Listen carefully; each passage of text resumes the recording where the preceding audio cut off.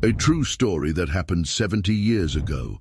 The owner of the story says, "We used to raise sheep, and when they grew big and fat, we would take them to the market to sell them. The market was far from the area where we lived.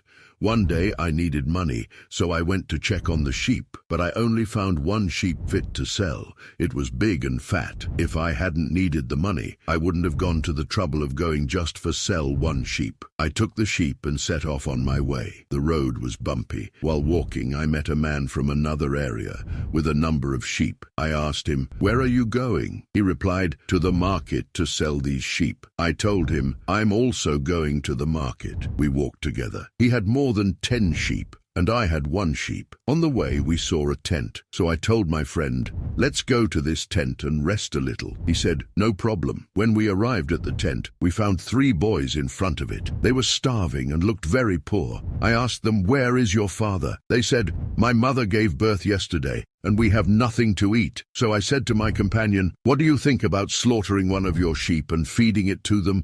You pay half, and I pay half.' He said, 'I will not slaughter one of my sheep if you want, so slaughter yours.' I said to him, 'I will slaughter my sheep. I will not leave the children in this state.' I slaughtered the sheep and fed the children and their mother, and they were overjoyed. They were very happy. Then my companion and I had dinner, and I hung up what was left of the slaughtered animal. Then we reached our destination.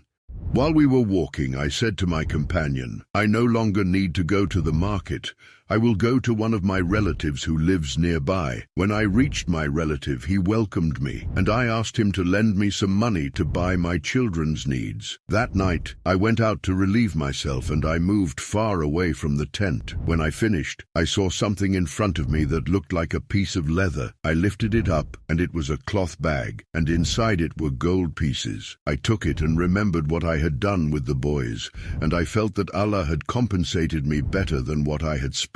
I returned to the tent and sat with my cousin. In the morning, when I wanted to leave, he gave me the money I had asked for. I told him I no longer needed it. Then I took out 5 gold pieces and gave them to him. He asked me, 'What is this?' I replied, 'This is provision that Allah has bestowed upon me and you.' I went to the market and bought my children's needs. On my way back, I met my friend.